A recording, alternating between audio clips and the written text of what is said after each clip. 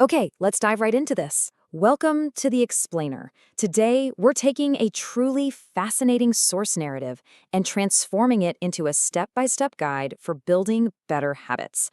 We're calling it the Black Diamond Method. If you're an ambitious person who genuinely wants to stop throwing away your most precious resource and actually start building real, impactful routines, you are in the exact right place. We're going to extract the core lessons from this incredibly powerful, honestly kind of haunting story about an old fisherman and turn those realizations into concrete, actionable steps that you can apply to your daily routines starting right now. Section 1, the paradox of time. So, before we can even think about building better habits, we have to address a fundamental problem with how we manage the 24 hours we get every single day. And it brings us to a pretty heavy question. Why do we waste our lives? I know it's a provocative question to start with, but think about it. The most extraordinarily successful people on the planet and the people who are perpetually stuck, they both have the exact same 24-hour baseline. Time is the ultimate equalizer, which makes how we squander it the ultimate paradox. Well, today's explainer is going to provide a direct, step-by-step solution to bypassing that exact psychological pitfall, completely based on a practical framework from our source material. Our source material actually illustrates how this time paradox plays out in real life by contrasting two college friends, Arav and Ravi. Arav is super eager to attend a seminar on the value of time, but Ravi, he just laughs it off, claiming he has absolutely no time for such things. Yet later, that exact same evening, Ravi is found endlessly scrolling on his phone, watching videos and chatting with friends for hours. I mean, we all know a Ravi, right? Or frankly, we've all been Ravi at some point. It's hilariously tragic. We somehow magically conjure up endless hours for binge watching, doom scrolling, and all these easy distractions, but we firmly insist we're entirely too busy to hit the gym, read a book, or build a new skill. This right here is the present pleasure trap in action before we've even officially given it a name. Section 2, the parable of black diamonds. To really get why Ravi is caught in this trap, we need to look at the cinematic, emotional anchor of today's explainer. It's a story told by a speaker named Dr. Book during that very seminar Arav attended. Picture this, an old, impoverished fisherman. It's the dead of winter, freezing cold and pitch dark early in the morning. His life is just weighed down by heavy regrets, missed job opportunities, a lack of education, the paralyzing feeling of just being stuck. So on his way to the river, he literally stumbles upon a heavy sack filled with what he assumes are rough phones. Sitting there on the bank, waiting for the fish to bite, he starts blindly throwing them into the deep water, one by one. Splish, splash. It's just a mindless, simple game. But in that cold dark, the sound gives him a cheap, momentary dopamine hit, a fleeting distraction from the painful reality of his past regrets. And he just keeps throwing them, one after another, tossing away his only distraction in the dark. Splish, splash. But then, as the sun begins to rise, the very first rays of morning light pierce the darkness.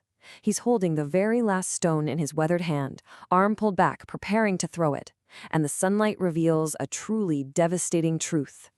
It wasn't a stone, it was a priceless, brilliantly glowing black diamond. He had just spent the entire last hour throwing a sack of unimaginable wealth into the deepest, darkest part of the river. The source captures his profound, visceral regret with this realization. A chance to change my life, and I threw it all away for a game. The tragedy here is just palpable. He desperately tries to dive into the fast-flowing, freezing river to catch just one of those lost diamonds. But his frail body can't fight the current. They're gone forever. It's a heartbreaking image, but it perfectly mirrors our own frantic, totally futile attempts to try and get our wasted years back once we realize they've slipped away. So, the absolutely crucial takeaway here is that this visual metaphor directly applies to the daily habits of every single one of us. Time is a strictly limited, non-renewable resource that is mathematically way more valuable than diamonds. You can theoretically always earn more money or find more gems, but you can literally never manufacture another second of time. Yet, just like the fisherman, we thoughtlessly discard it for cheap thrills and immediate comfort. Every single hour we waste on empty distractions, every evening lost to the infinite scroll, that is a black diamond tossed carelessly right into the river.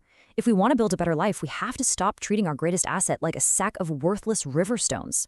Here is our agenda for today. 1. The paradox of time. 2. The parable of black diamonds.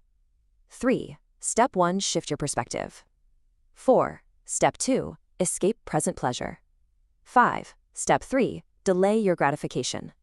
And finally, 6. The 21-day habit challenge.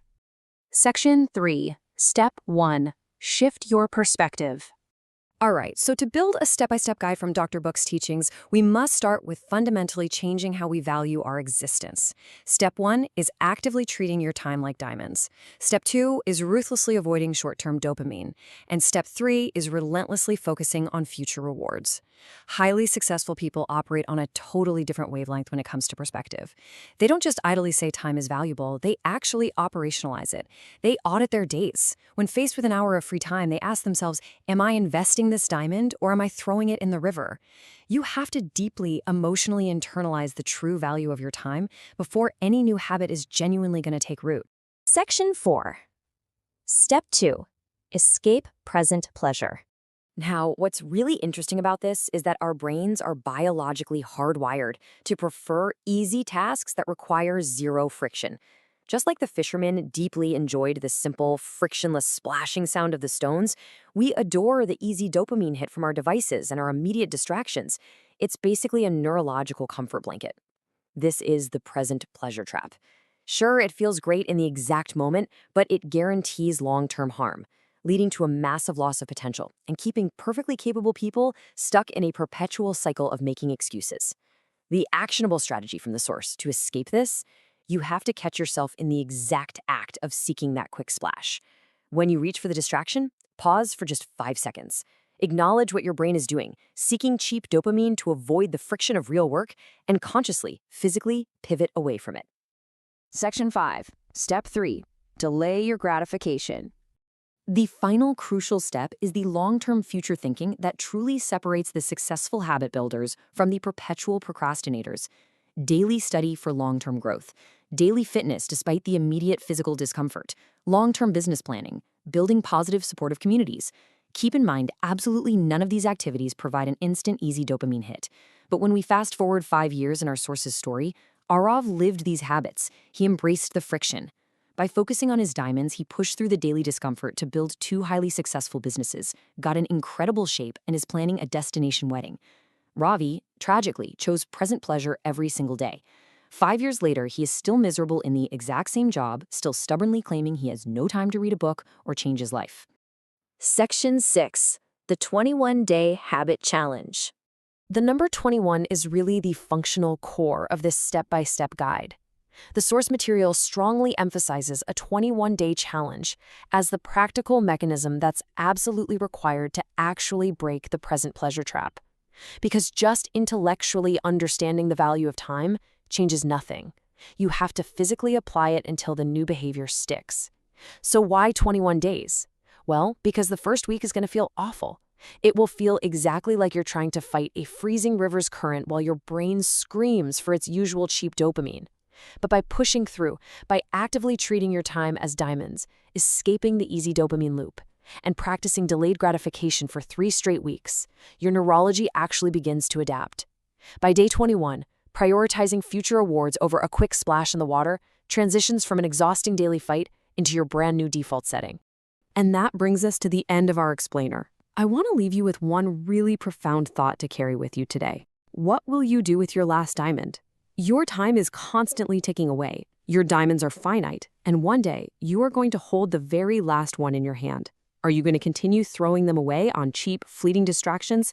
Or are you going to use this step-by-step method, starting today, to build the habits that will secure your future? The choice and the diamonds are entirely yours.